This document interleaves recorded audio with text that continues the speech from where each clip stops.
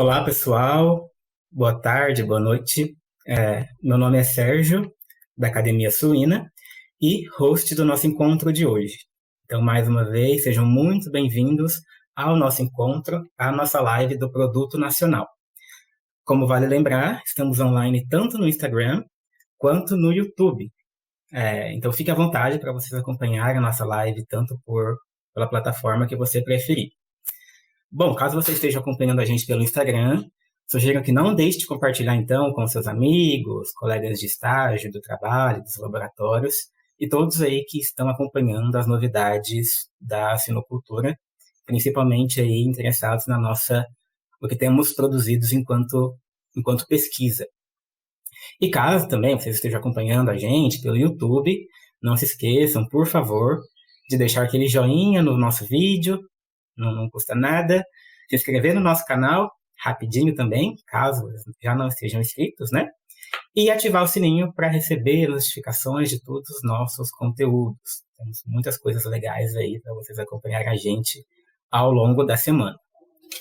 Bom, reforçamos sempre também que o nosso encontro do Produto Nacional é o momento onde a gente separa um tempinho para discutir e destacar os recentes avanços que temos na produção científica, aqui dando um enfoque maior na produção de suínos. Então, o intuito desse bate-papo, desse encontro, é aproximar, então, os nossos avanços, o que temos produzido com nossos grupos de pesquisa, aí pelo Brasil todo, com as realidades e necessidades das granjas, certinho? E o Produto Nacional é um oferecimento da Everpig e da MSD Saúde Animal. Bom, mais uma vez também fiquem à vontade para comentar no chat, tanto no Instagram quanto no YouTube. Deixem aí suas dúvidas, comentários, sugestões. Vão ser todos muito bem-vindos nesse bate-papo. Hoje o assunto está bem interessante, é algo super novo para mim, tenho várias perguntas. Acredito que vocês vão ter várias perguntas também. Então, sem mais delongas, vamos direto ao ponto. Hoje eu tenho o prazer de conversar com o Eduardo de Paula Nascente. Então, muito obrigado, Eduardo. Já de antemão, abro espaço para você fazer a sua apresentação pessoal, contar um pouquinho para a gente sobre sua trajetória acadêmica e como você chegou aí na pesquisa com suínos.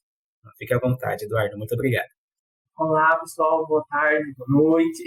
Inicialmente, eu gostaria de agradecer ao pessoal da Academia Suína pelo convite. É um prazer enorme estar aqui hoje falando de um assunto que eu passei 3 anos aí estudando, estudo até hoje, que eu gosto muito, que é o ozônio.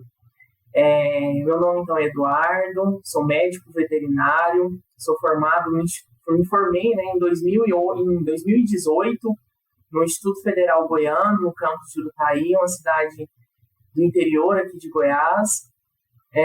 Entrei no programa de pós-graduação em Ciência Animal, aqui da Escola de Veterinária e Zootecnia da Universidade Federal de Goiás em 2019. Finalizei o mestrado no início desse ano e agora continuei a saga na carreira acadêmica fazendo doutorado. E é engraçado que você falando, né, para me contar como que eu cheguei no ozônio, e é uma história bem louca. Bom, na minha área, desde a graduação, eu trabalhei com várias coisas, mas do meio para o fim eu me aprofundei mais ali na parte de patologia animal. E aí eu fiz o meu estágio curricular, um pedaço aqui, um pouco na UFG e um pouco na UNB com o professor Fabiano, também tudo em patologia animal. E aí, quando eu cheguei aqui na UFG, eu conheci a professora Moema, que é uma das professoras aqui do setor de patologia, porém ela tem uma vasta experiência, junto com o professor Yuri Subestiansky, com a parte de sanidade e patologia de suínos. Ela trabalhou com ele muitos anos, foi orientada. E aí eu falei para ela, prof, estou querendo fazer mestrado na área de patologia, e aí o que a gente pode fazer? Aí ela falou assim, olha, eu tô doida para testar ozônio. Eu nunca tinha ouvido falar de ozônio na minha vida, nunca. Tá bom? Eu tô querendo usar ozônio, que tá todo mundo falando de ozônio, mas na literatura tem pouca coisa, é tudo muito controverso ainda. E eu tô querendo testar ozônio em suíno. Aí eu falei, meu Deus. Então tá, vamos tentar quebrar a cabeça com isso. Só que ela não orienta aqui na pós-graduação, né? E aí foi quando ela me apresentou a professora Lívia, que é a professora de sanidade de suínos aqui na escola de veterinária. E foi quando nós sentamos e começamos a estudar um pouco sobre o ozônio. E realmente nós vimos que não tinha quase nada da utilização do ozônio na suinocultura. E a partir daí nós fomos trabalhando um pouco essa ideia. E nós vimos também que tinha pouco conteúdo em relação à água ozonizada, que é um dos veículos que o ozônio pode ser utilizado. Então, a nossa ideia inicial era utilizar a água ozonizada na desinfecção das granjas, mas também ofertar essa água para esses animais, para ver o efeito imunológico que o ozônio pode promover nesses animais. E aí veio outra problemática, né, que acho que muitos alunos de pós-graduação passam por aí, que é a viabilidade financeira disso. E na época nós tentamos parcerias com algumas empresas da parte de ozônio, só que na época nós não conseguimos isso. O pessoal ficou meio assim, acho que isso não vai dar muito certo, acho que não vai funcionar muito. E acabou que nós desistimos dessa ideia, porque realmente estava complicado, a gente não estava conseguindo granja, não tinha viabilidade financeira para desenvolver o projeto. E foi quando nós entramos em parceria com a professora Maria Auxiliadora, que hoje ela já é aposentada, mas na época até então ela era professora efetiva, e ela trabalha há mais de 30 anos com salmonela. Uhum. E aí ela falou assim, olha, vamos começar então pelo básico. Vamos ver qual a resposta disso em testes in vitro. Vamos ver como que a água ozonizada, quando comparada a um desinfetante, como que ela se comporta. Uhum. E aí, durante o início do mestrado, nós fomos começando a trabalhar essa ideia, né? Já era um projeto viável, aí a gente já tinha dinheiro para fazer tudo isso. E aí a professora Lívia tinha um outro aluno de mestrado que entrou junto comigo, que era o Luan. E aí o Luan, ele trouxe algumas amostras de um surto de diarreia em uma granja que ele estava acompanhando. E aí nós fizemos a cultura, né, a cultura e antibiograma aqui no laboratório, que é o Laboratório de Bacteriologia do Setor de Medicina Veterinária Preventiva, aqui da EVZ. E acabou que nesse processo nós isolamos uma cepa de salmonela e uma cepa de escherichia, nesse surto de diarreia, que foi um surto de diarreia em animais de crescimento e terminação, nessa granja. Aí a professora auxiliadora mandou, né, nós mandamos essa amostra de salmonela para Fiocruz, no Rio de Janeiro, e acabou conseguindo identificar o sorovar específico, que foi Salmonella Heidelberg. E isso chamou de imediato assim, a nossa atenção. Porque Salmonella Heidelberg, diferentemente das aves, em suínos até então, né, era vista como um sorovar que não causava doença clínica nesses animais. Que até então, né, o pessoal que trabalha nessa parte sabe que Salmonella tifimúrio, cólera suis, que são os famosos por causar esses quadros clínicos, alta mortalidade em alguns deles. E isso acabou chamando muito nossa atenção. Aí nós falamos, não, vamos fazer um teste de análise, um teste de suscetibilidade a antimicrobianos para ver isso. E aí foi outro susto. Tanto a cepa de Escherichia quanto de Salmonella, elas foram multiresistentes às drogas.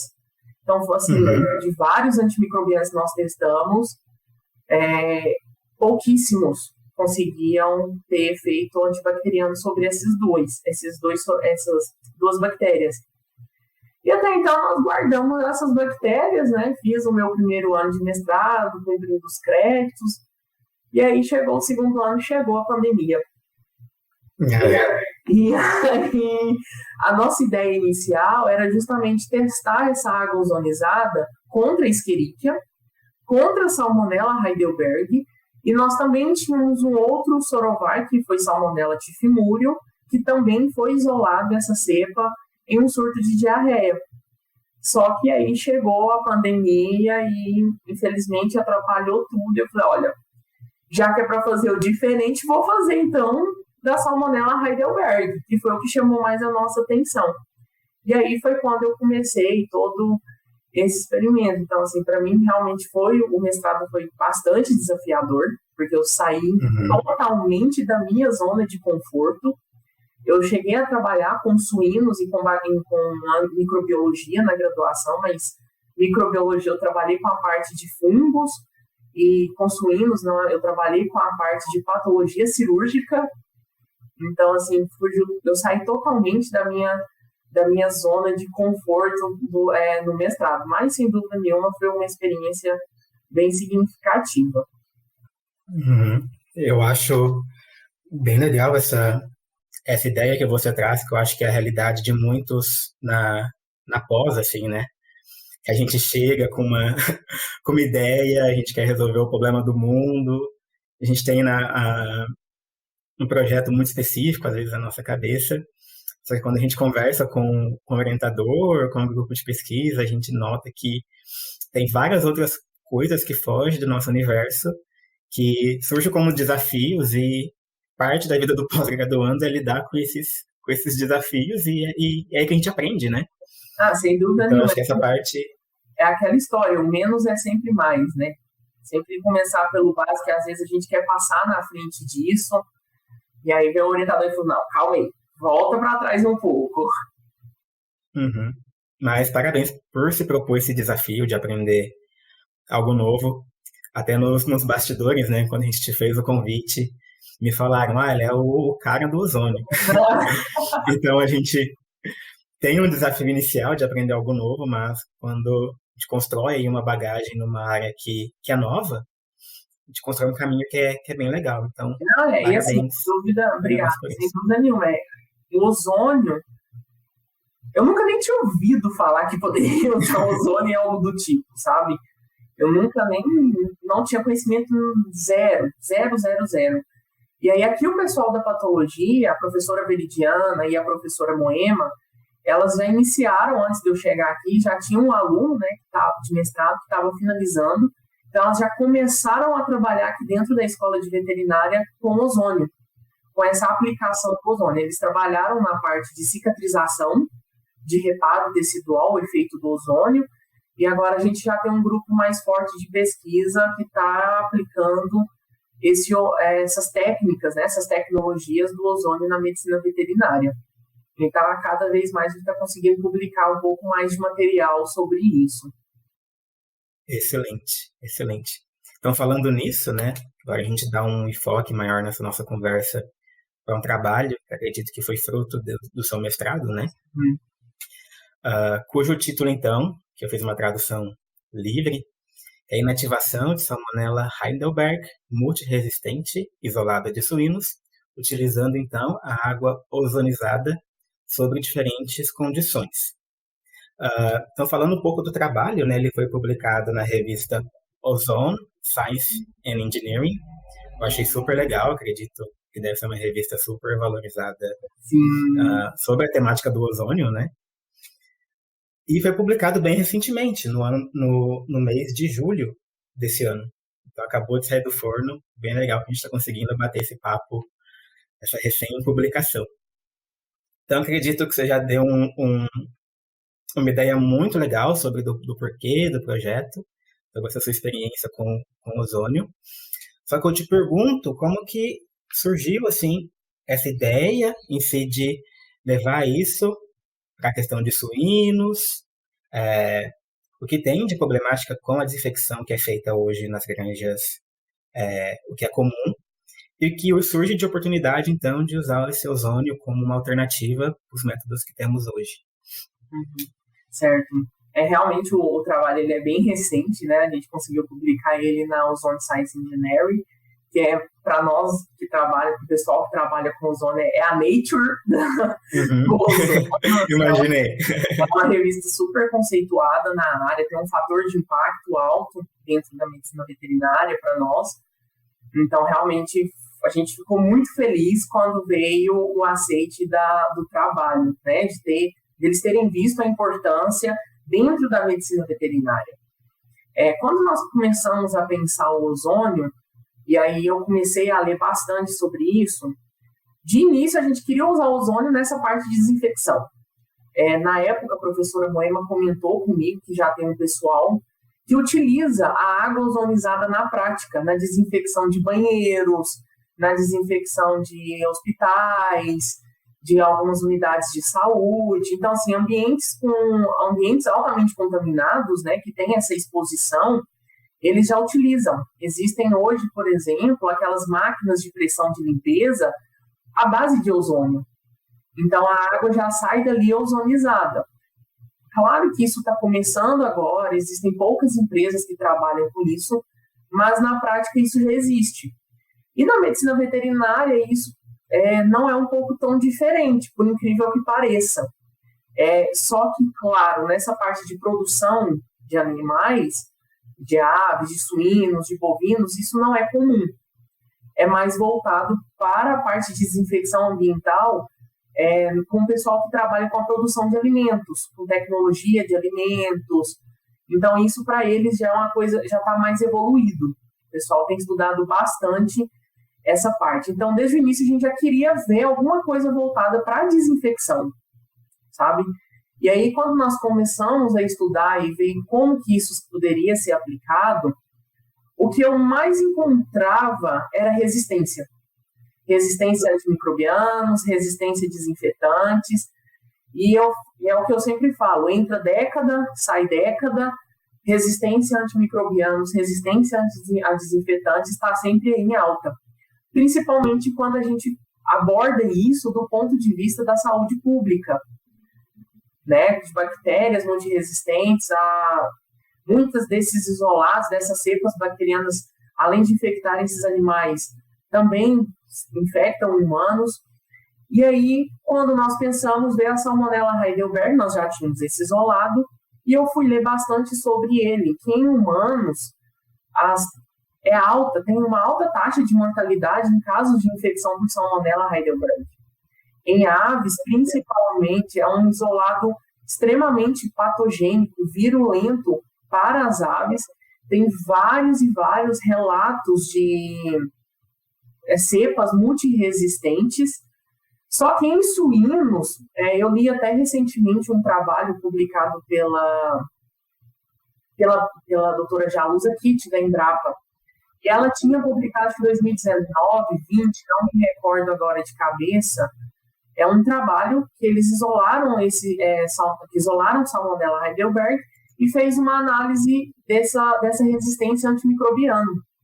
E isso acabou me chamando a atenção. E aí, quando eu fui dar uma olhada, uma garimpada mais na literatura, eu encontrei alguns trabalhos que estavam justamente abordando isso. Olha, nós temos esse sorovar, diferentemente das aves, ele não é tão comum assim em suínos, até então não tinha esse potencial patogênico em suínos tão grande como tifimúrio e alguns outros, mas o pessoal começou a observar em alguns trabalhos, alguns isolados da América do Sul, com uma frequência até relativamente crescente.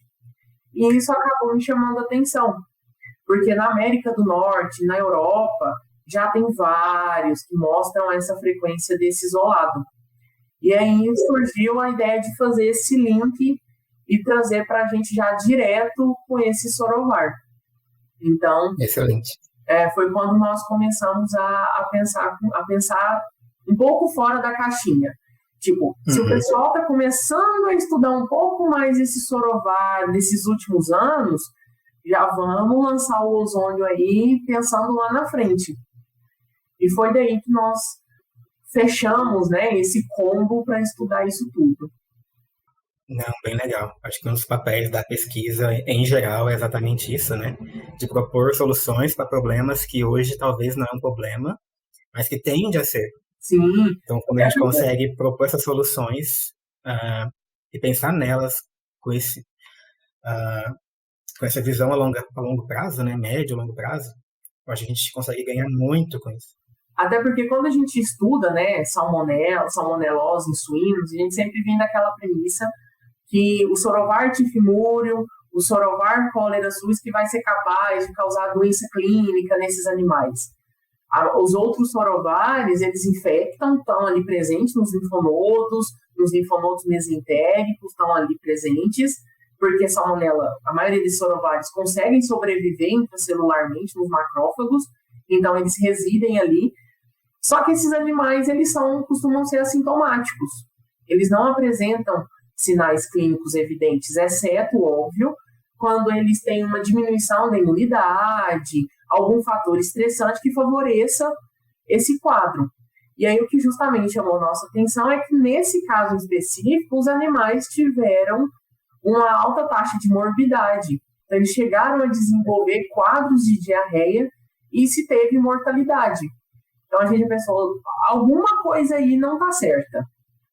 E aí, a partir daí, nós falamos, vamos começar a estudar um pouco mais sobre esse sorovar em suínos. Bem legal. Bom, acredito que a maioria dos nossos ouvintes não conhece tanto, assim, com essa profundidade, a questão do ozônio. Aí uma questão que eu fico, assim, né, o que tem no ozônio, quais são as características desse gás líquido que faz ele ser uma substância para controle de micro-organismos, né? Certo. O ozônio, como todo mundo, né, a camada de ozônio está lá, presente, todo mundo conhece a partir daí. O ozônio, realmente, ele a sua forma primordial é a forma gasosa. E aí a primeira pergunta que eu fiz para a professora Moema foi: como que eu vou produzir ozônio? É a primeira coisa que me veio na cabeça. Só que hoje existem geradores que conseguem fazer essa produção desse ozônio. O princípio básico é o seguinte: existem vários e vários métodos químicos, térmicos, elétricos, mas o principal dele é o método elétrico, que é a produção desse ozônio por esses geradores é baseado pelo efeito corona. O que acontece? Para produzir esse ozônio, nós utilizamos o oxigênio. Então, nós utilizamos nos testes laboratoriais um cilindro de oxigênio medicinal, e a partir desse cilindro de oxigênio, o oxigênio passa por esse gerador. Por descargas elétricas constantes, a eletricidade ela consegue deixar essa molécula de oxigênio, esse O2, instável, de forma que esse O2 vai se separar. Então, eu vou ter moléculas isoladas de oxigênio bruto. Só que pela agitação desses elétrons, o que era O2 e se transformou em várias moléculas sozinhas de oxigênio, essas moléculas conseguem se unir. Então, elas passam de O2, que era o oxigênio, para O3, que é o ozônio. Então, o princípio básico é esse, de utilizar o oxigênio, eu quebro esse oxigênio, e essas moléculas sozinhas, por agitação da eletricidade, eu junto essas moléculas para formar um O3. E aí, pelo gerador, sai o ozônio puro, literalmente. E existem várias formas, de utilizar o ozônio. Ele pode ser na forma gasosa, que é o método convencional, mas eu também posso dissolver o ozônio na água, ou eu posso dissolver o ozônio em óleo. Existem comercialmente vários óleos ozonizados. Eles utilizam, por exemplo, óleos de extratos de plantas, que já têm algum potencial terapêutico, e ozonizam esse óleo. Então, aumenta mais ainda o potencial dessas substâncias. E aí, mais para frente, eu explico como que é feita essa ozonização da água, mas, de modo geral, como que o ozônio ele tem esse potencial antimicrobiano, né? O ozônio ele é uma molécula que tem alto potencial oxidativo. Então, o potencial redox dele é, inclusive, maior que o próprio hidróxido de hidrogênio, é maior do que do cloro, que são desinfetantes utilizados na rotina, é maior do que a dos quaternários de amônio. Então, ele parte desse princípio. O ozônio, quando ele entra em contato com a bactéria, ele promove várias modificações na parede celular, que é a primeira coisa que ele causa ali na bactéria. Inicialmente, ele altera a polaridade da membrana plasmática dessa bactéria, e isso segue por um processo de peroxidação lipídica.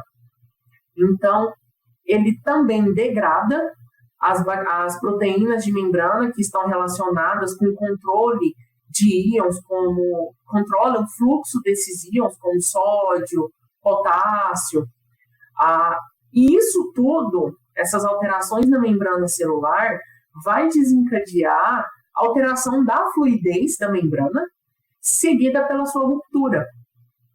Então, já tem alguns trabalhos que mostram, por microscopia eletrônica de transmissão, a ruptura da membrana plasmática após a exposição do ozônio. Quando ocorre essa ruptura da membrana plasmática, ocorre o extravasamento de conteúdo intracelular e de íons. É basicamente, e isso vai desencadear a morte celular. Porém, o ozônio, a longo prazo, ele também tem efeito sobre o DNA bacteriano.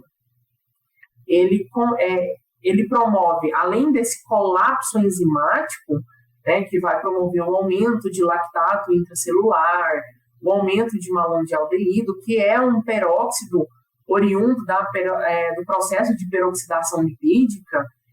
O ozônio ele é capaz de se ligar às bases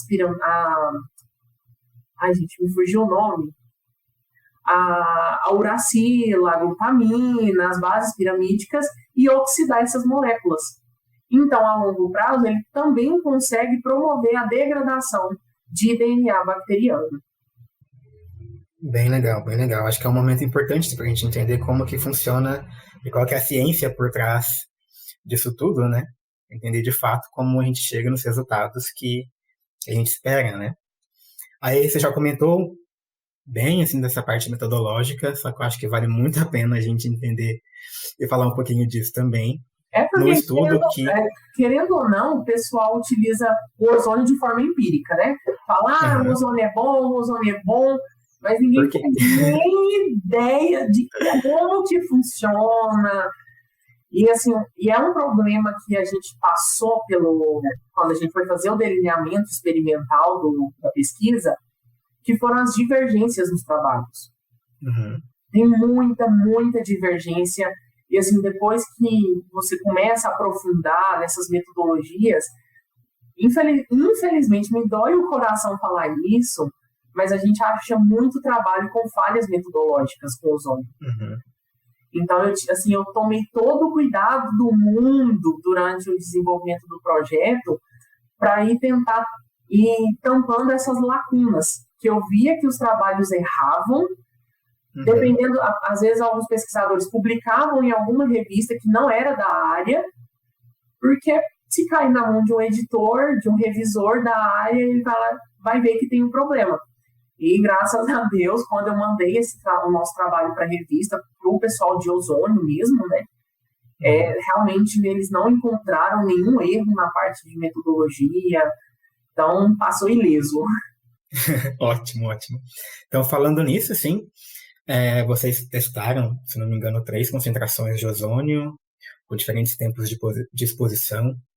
Então, se você puder compartilhar com a gente como ocorreu essa metodologia, esse desenvolvimento, que variáveis são interessantes para mensurar, né, essa eficácia dessas concentrações, até para a gente entender o que funciona, as principais dificuldades nessa área de estudo, e que você encontrou realmente de dificuldade para desenvolver o projeto. Antes de começar, eu já gosto sempre de contar isso. Eu fiz o meu experimento mais de 15 vezes. Meu Deus. Foram mais de 15 tentativas, fora o experimento piloto. Fora os testes pilotos que nós fizemos. Trabalhar com ozônio não é fácil, sabe? Porque, assim, na prática, às vezes você consegue padronizar isso bem, mas como a gente está falando de um teste experimental, né, de análise in vitro, nós tomamos todo o cuidado para manter esses padrões.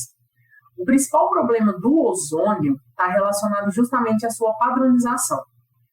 Quando a gente trabalha com água ozonizada, como que isso funciona? Eu tenho um gerador, como eu disse, né, anteriormente, de ozônio, que vai sair o gás dali. E aí eu preciso dissolver esse gás dentro da água. Então, nós utilizamos no projeto a água destilada e esterilizada, E como que isso é feito? Nós pegamos um Erlenmeyer, colocamos água, nós utilizamos água em temperatura ambiente, com um pH ali em torno de 7. A partir disso, nós colocamos uma mangueira por onde esse gás sai, de forma que essa mangueira ela ficasse submersa dentro dessa água. A mangueira também era esterilizada, tudo, né, dentro, para evitar a contaminação. E essa água, esse gás, quando ele saía do gerador, ele borbulhava. Então, assim, a máquina produzia de forma contínua e todo o gás que saía dali já entrava em contato direto com essa água.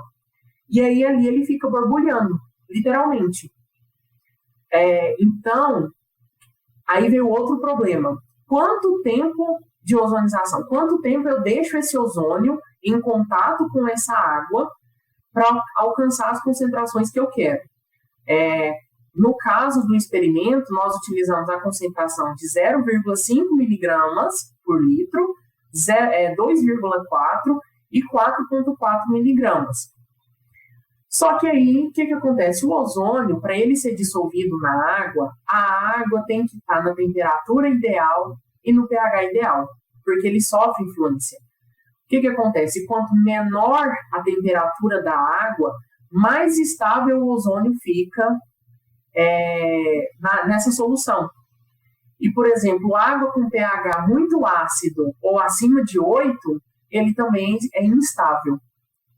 Então, eu tenho uma perca de ozônio muito rápida nessa solução. Então, eu precisei padronizar essa ozonização na água na temperatura ambiente, porque a gente sabe que na desinfecção de granjas a gente não utiliza água gelada, pelo contrário, isso foge, né, do comum. E a água a um pH 7, que é o mais próximo do comum. Então, nós fizemos vários testes para você ter noção até a quantidade de água que tinha dentro do Erlenmeyer alterava o meu resultado. Então, por exemplo, cada vez que eu ia ozonizar, eu ozonizava só 40 ml. Porque se eu colocasse 70, naquelas condições que eu determinei, que eu consegui padronizar, alterava a minha solução final. Então, esse processo é bem complicado, na verdade. Então, demora bastante para você conseguir padronizar. Outra coisa, no gerador de ozônio, a gente tem um gerador portátil, é um gerador medicinal, que é o que nós utilizamos. E lá nesse gerador tem várias concentrações, certo? Vai concentração aí de 1 miligrama litro de ozônio até 80, 70 miligramas litro. Só que o que acontece? Eu posso colocar no gerador para ele me produzir ozônio a 30 miligramas litro. Só que esses 30 miligramas litros não vão estar presentes na minha água ozonizada.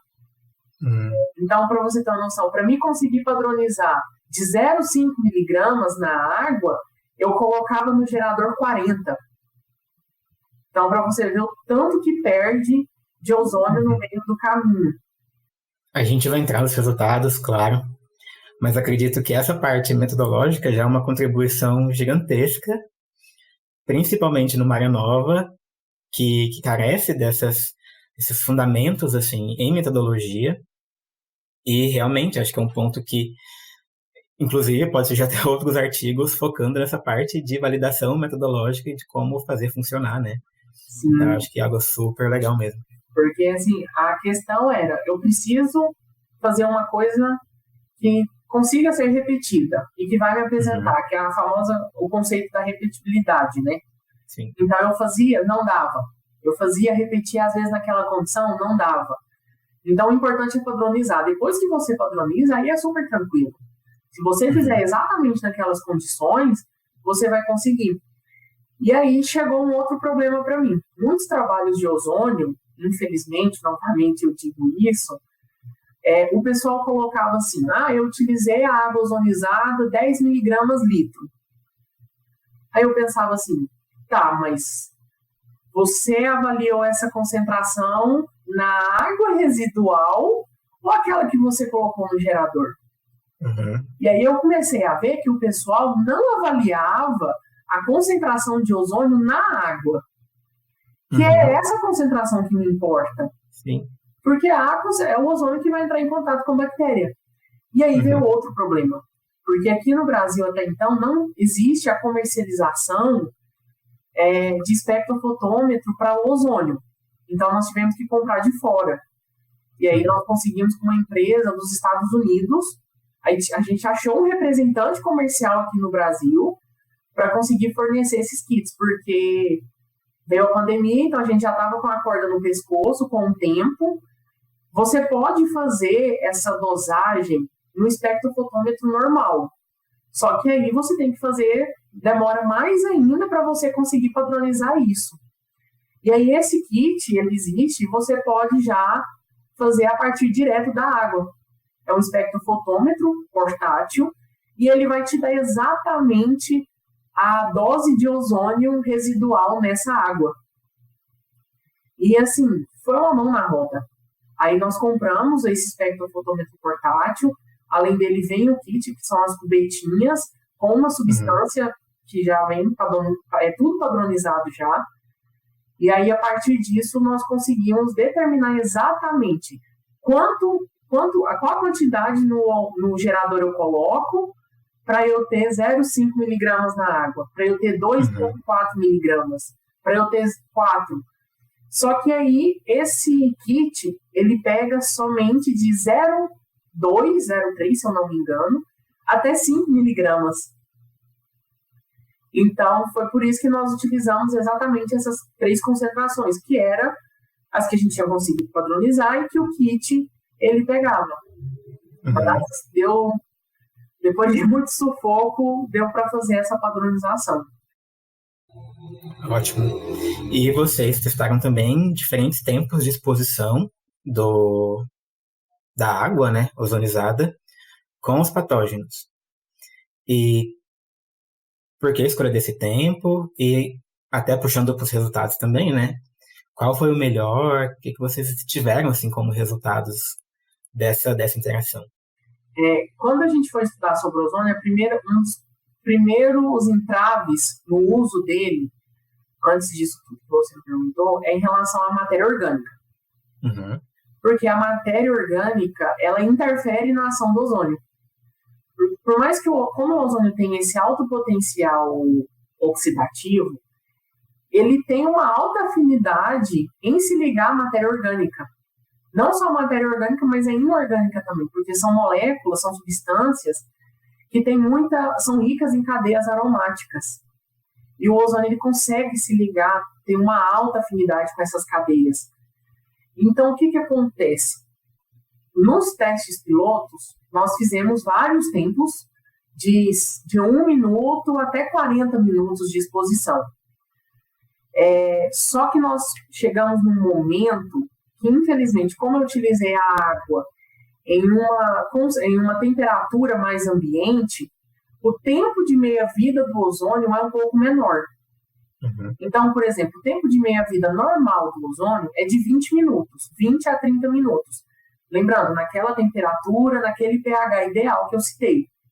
Mas o que acontece? Nós vimos que os resultados no piloto de 10 e 20 minutos não tinha diferença.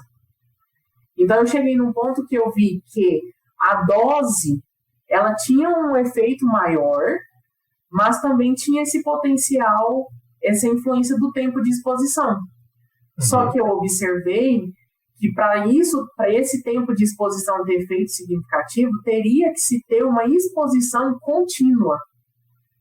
E aí é o que seria aplicado na prática. Uma produção contínua de água ozonizada sendo liberada ali no ambiente contra essas bactérias a todo momento. E aí nós definimos, então, testar essa água ozonizada nessas 3 concentrações em 3 tempos de exposição, que foi de 1, 5 e 10 minutos de exposição. Porque nós pensamos o seguinte, se em 10 minutos também ele tem um potencial muito bom, às vezes não precisa eu ficar expondo o ozônio ali, a água ozonizada por 1 hora, entendeu? Se com 10 minutos ele já tem um efeito significativo. Então, a partir daí, nós definimos esses 3 tempos. Mas também nós avaliamos, então, a influência dele tanto na presença quanto na ausência de matéria orgânica, para ver se isso que a literatura trazia para a gente realmente tinha esse efeito que eles colocam. E aí nós pensamos em avaliar isso frente a esse sorovar de salmonela. E aí foi o que chamou a nossa atenção, que realmente, infelizmente, isso acontecia. E lembrando que nós avaliamos isso tudo comparando com um grupo, né, controle negativo, sem nada, com solução salina, fisiológica, e um grupo que nós colocamos um desinfetante comercial, utilizado em granjas suínas, de aves, numa concentração que é recomendada pelo fabricante. Que aí o desinfetante utilizado, ele foi à base de cloreto de benzalcônio e estou tentando lembrar qual que foi o outro. Foi o cloreto de benzalcônio juntamente... Ixi Maria, deixa eu olhar aqui que eu não lembro. Cloreto de benzalcônio e glutaraldeído, que foi um desinfetante comercial. E aí foi que nós conseguimos ver que, diferentemente do desinfetante, que, por exemplo, após 5 minutos de exposição, o desinfetante conseguia inibir drasticamente o crescimento de salmonela. Mas o ozônio não. Na presença de matéria orgânica, nós observamos que ele não tinha esse potencial, exceto para concentração de 4,4 miligramas, que apesar de discreta, ele conseguiu diminuir um pouco. Porém, na ausência, quando não tinha essa matéria orgânica, lembrando que nós, como matéria orgânica, nós utilizamos como modelo soro fetal bovino, na ausência dessa matéria, o ozônio foi, assim, surpreendente. Uma resposta, inclusive, muito superior do que o próprio desinfetante. Entendeu? Então, assim, quando retirada essa matéria orgânica, é excelente a resposta dele. A concentração de 4,4 miligramas, para você ter uma noção, com 1 minuto de exposição, inibiu completamente o crescimento. Não teve crescimento.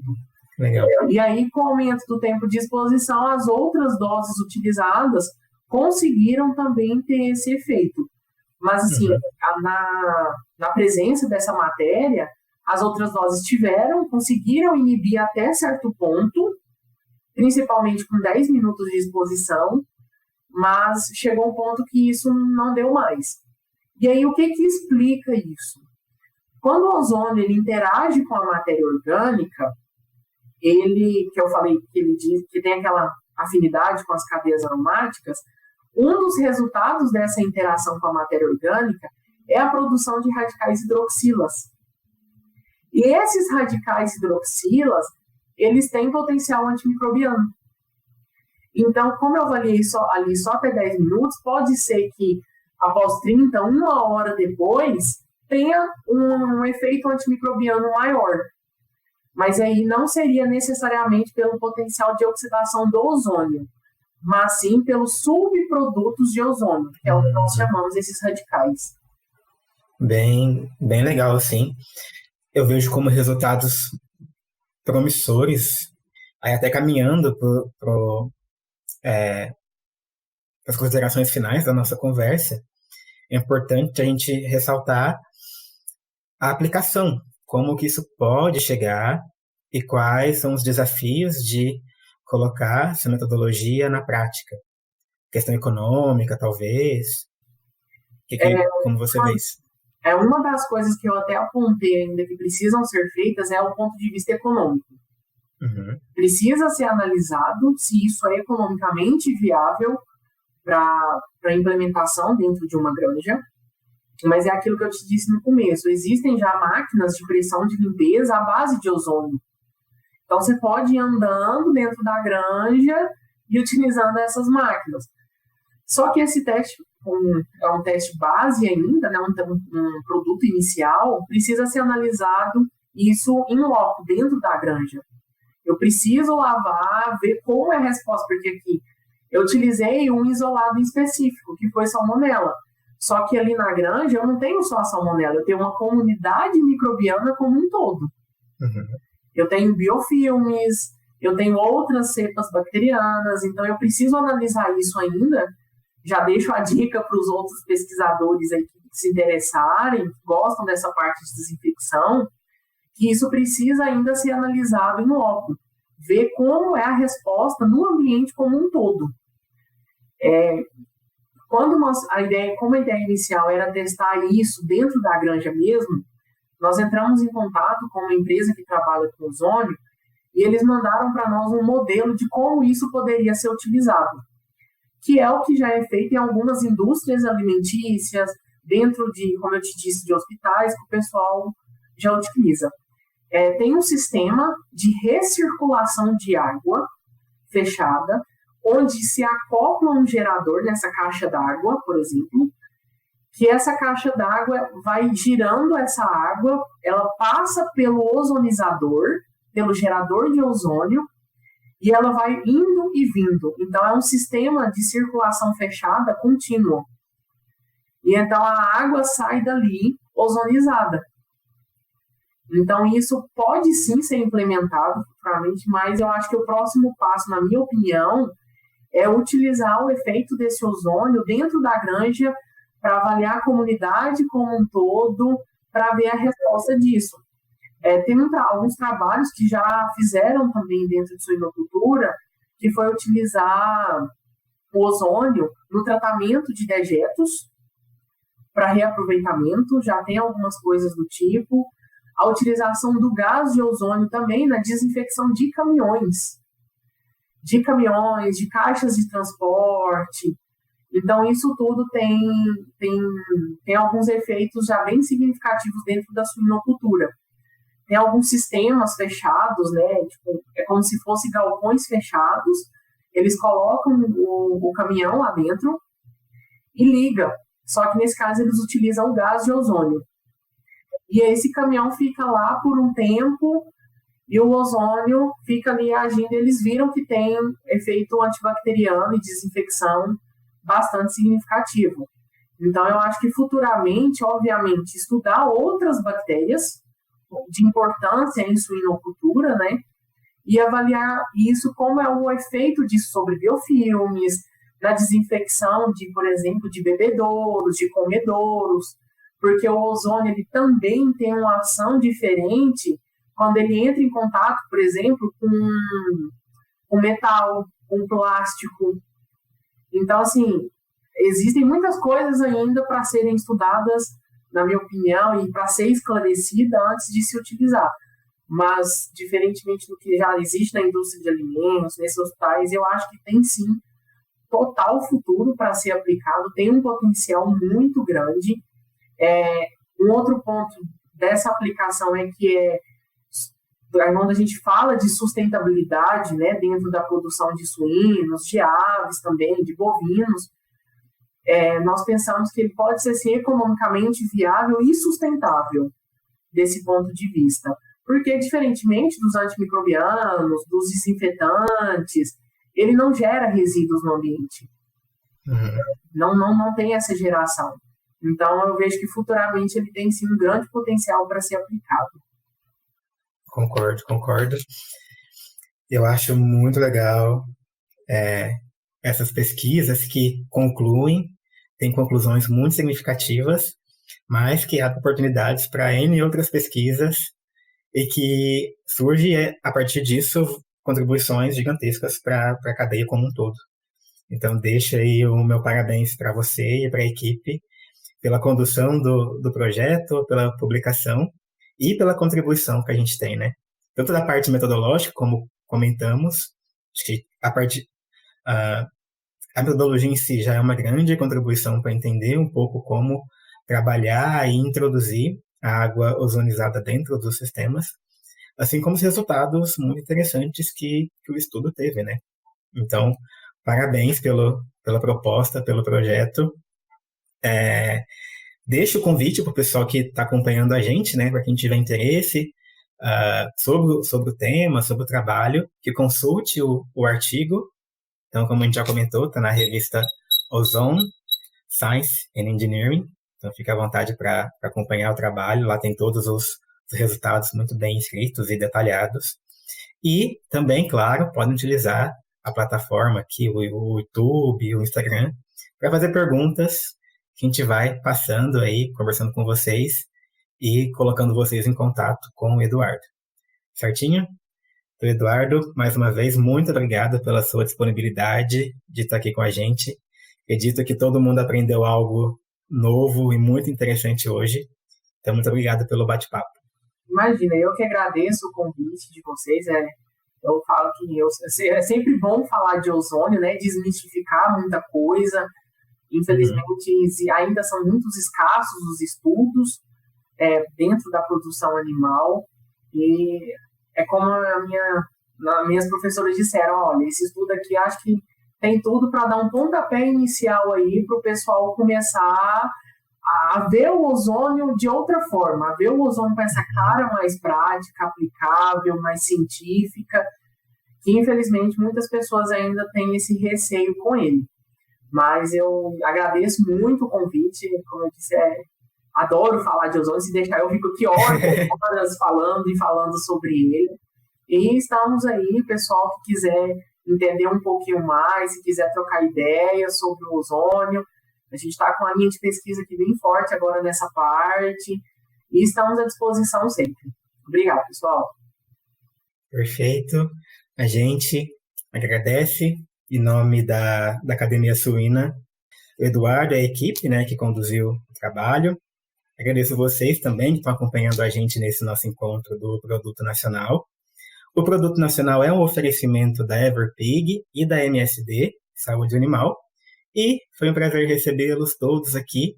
Nos encontramos novamente no próximo mês. Esse nosso encontro é mensal. Então, nos vemos no nosso próximo encontro. Muito obrigado a todos e até lá.